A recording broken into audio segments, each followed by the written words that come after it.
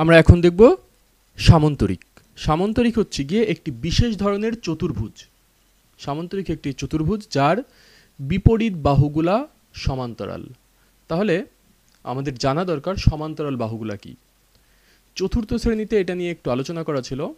আমরা যদি যে কোনো দুইটি বাহু নিই, যে দুইটি বাহু যদি এরকম করে আমরা নিই, যদি এমন হয় এই দুইটি বাহুর মাঝের দূরত্ব, লম্ব দূরত্ব, এটা যদি খাড়া দূরত্ব আমরা বলি, এই লম্ব দূরত্ব সবসময় সমান, অনেকটা রেল লাইনের দুইটি লাইনের মতো, অর্থাৎ তারা কখনোই মিলিত হবে না কোনো পাশে, একই দূরত্ব রেখে সবসময় চলতে থাকবে। যদি এরকম দুইটি রেখা আমরা পাই তাহলে সেই রেখা দুইকে আমরা বলবো সমান্তরাল সরল রেখা।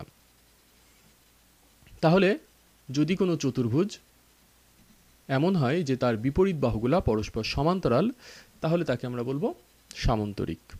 সেক্ষেত্রে আমরা যদি একটি সামন্তরিক আঁকার চেষ্টা করি, আমরা প্রথমেই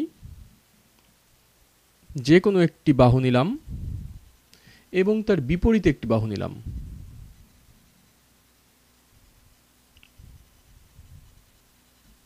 আমরা যদি আকার তুলনাটা দেখি, এমনভাবে আঁকার চেষ্টা করা হয়েছে যেন এই রেখাটি এবং এই রেখাটি, এদের মাঝের দূরত্ব সবসময় একই থাকে, অর্থাৎ লম্ব দূরত্ব সবসময় সমান। সুতরাং এই যে দুইটি রেখা, এরা পরস্পর সমান্তরাল। এবং অপর দুইটি বাহু, একটি চতুর্ভুজের চারটি বাহু হবে, সেক্ষেত্রে আমরা যদি বাকি আরও দুইটি বাহু নিই, তাহলে এইটি যদি হয় এক বাহু, তাহলে আরেকটি বাহু এমন হবে যেন সেটি এই বাহুর সমান্তরাল হয়, কারণ বিপরীত দুই জোড়া বাহুই পরস্পর সমান্তরাল। সেক্ষেত্রে এই বিন্দু থেকে আমরা এর বিপরীত বাহুর সমান্তরাল করে আনুমানিকভাবে আরেকটি বাহু আঁকলাম। তাহলে আমরা বাকি এই অংশটুকু এখন মুছে দিই। তাহলে আমরা দেখলাম এই বাহু এবং এই বাহু পরস্পর সমান্তরাল, এই বাহু এবং এই বাহু পরস্পর সমান্তরাল।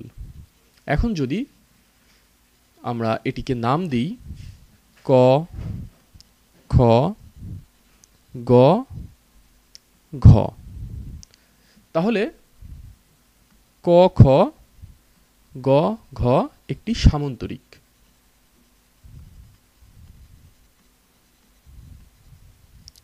কারণ এটি সামন্তরিক হওয়ার জন্য যে শর্ত, বিপরীত বাহুগুলা সমান্তরাল, এক্ষেত্রে ক, ঘ এবং খ, গ এই দুইটি বিপরীত বাহু সমান্তরাল, আবার ক, খ এবং গ, ঘ এই দুইটি বিপরীত বাহু পরস্পর সমান্তরাল। সুতরাং সমান্তরাল অর্থাৎ সামন্তরিক হওয়ার শর্তটি যেহেতু মানছে, সুতরাং ক, খ, গ, ঘ একটি সামন্তরিক। এখন আমরা সামন্তরিকের ক্ষেত্রে কয়েকটি নিয়ম দেখব, সামন্তরিকের বিশেষ ধর্ম। আমরা যদি সামন্তরিকের বাহুগুলার দৈর্ঘ্য মাপি, ক, খ, গ, ঘ, ঘ, গ এবং ক, ঘ চারটি বাহুর দৈর্ঘ্য যদি আমরা মাপি, তাহলে দেখা যাবে এই বাহু ক, ঘ এবং খ, গ এই দুইটি বাহুর দৈর্ঘ্য সমান হবে। এটি সামন্তরিকের একটি ধর্ম, অর্থাৎ এই বাহু সমান এই বাহু হবে। এই বাহুর দৈর্ঘ্য আমরা জানি এটি, এই বাহুর দৈর্ঘ্য হচ্ছে এটি, অর্থাৎ ক, ঘ, ক, ঘ সমান ক, ঘ সমান হবে খ, গ, খ, গ। এই দুইটি বাহু পরস্পর সমান। আবার ক, খ অর্থাৎ এই বাহুটি ক, খ সমান হবে কোন বাহুটি? অবশ্যই তার বিপরীত বাহুটি গ, ঘ। যদি যে কোনো সমান্তরিক তোমরা আঁকো, তাহলে এটা মেপে দেখলে, স্কেলের সাহায্যে যদি দৈর্ঘ্য মাপো, তাহলে এটি পেয়ে যাবে। সুতরাং আমরা এখানে দেখলাম, প্রথমে সংজ্ঞানুসারেই বলা ছিল সামন্তরিকের বিপরীত বাহুগুলো সমান্তরাল, একাধারে সামন্তরিকের বিপরীত বাহুগুলো আসলে সমানও হয়ে যায়, সমান্তরাল হলে তারা সমানও হয়ে যায়। এখন আমরা সামন্তরিকের তাহলে দ্বিতীয় ধর্মটি পেলাম।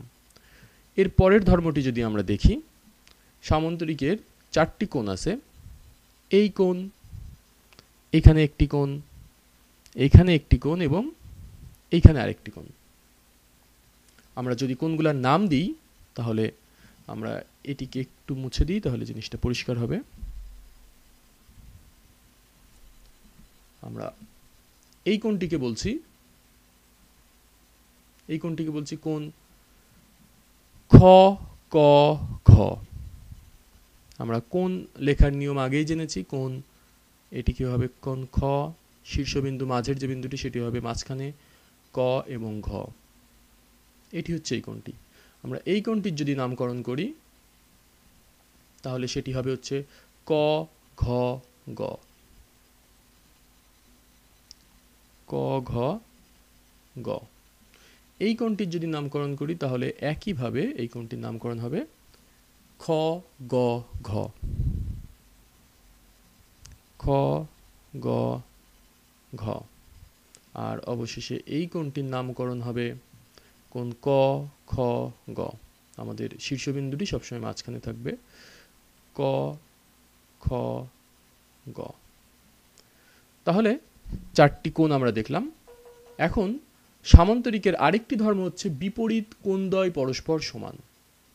কিরকম? বিপরীত কোণদ্বয় যদি এখানে দেখি আমরা, এই কোণটি তার বিপরীত কোণ হচ্ছে এই কোণটি। এই দুইটি কোণ পরস্পর সমান হবে। অর্থাৎ এই কোণটিকে আমরা বলছি খ ক ঘ, কোণ খ ক ঘ সমান এই কোণটি, যেটিকে আমরা বলছি কোণ খ গ ঘ। খ গ ঘ। আবার আমরা যদি দেখি এই কোণটি সমান হবে, অর্থাৎ কোণ ক গ ঘ, ক ঘ গ এই কোণটি, কোণ খ, যদি আমরা একটু ভুল বললাম, কোণ ক ঘ গ, ক ঘ গ, অর্থাৎ এই কোণটি সমান এই কোণটি, কারণ এই দুইটি কোণ পরস্পর বিপরীত কোণ সমান। তাহলে এখানে লিখতে পারছি ক ক খ গ। সুতরাং সামান্তরিকের ক্ষেত্রে এটি আরেকটি নিয়ম দেখলাম, যেখানে বিপরীত কোণদ্বয় পরস্পর সমান। তাহলে আমরা যদি আরেকটি নিয়ম দেখি, যে সামান্তরিকের যদি দুইটি কর্ণ আঁকি, যেখানে এটি একটি কর্ণ এবং এটি আরেকটি কর্ণ, তাহলে কর্ণদ্বয় পরস্পরকে এই বিন্দুতে ছেদ করেছে, যেটিকে আমরা বলছি ম বিন্দু।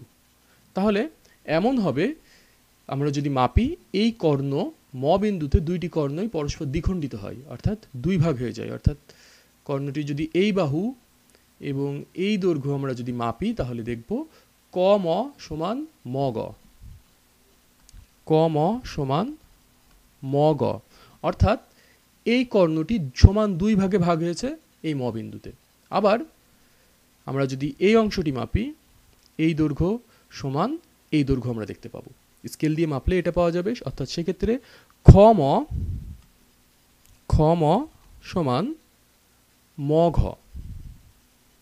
ম ঘ, অর্থাৎ আমরা আরেকটি নিয়ম পেলাম, যেটি বলা হচ্ছে সামান্তরিকের কর্ণদ্বয় পরস্পর কে দ্বিখণ্ডিত করে। অর্থাৎ ম বিন্দুতে ছেদ করছে এবং ম বিন্দুতে পরস্পর উভয়েই সমান দুই ভাগে ভাগ হচ্ছে, সুতরাং তারা পরস্পরকে সমান দ্বিখণ্ডিত করে। আরেকটি নিয়ম দেখেছিলাম, সেটি হচ্ছে গিয়ে বিপরীত কোণদ্বয় পরস্পর সমান। এর আগের নিয়মটি হচ্ছে গিয়ে বিপরীত বাহুদ্বয় পরস্পর সমান, আর সংজ্ঞানুসারে বিপরীত বাহুদ্বয় পরস্পর সমান্তরাল। এগুলো হচ্ছে সামান্তরিকের নিয়মাবলী।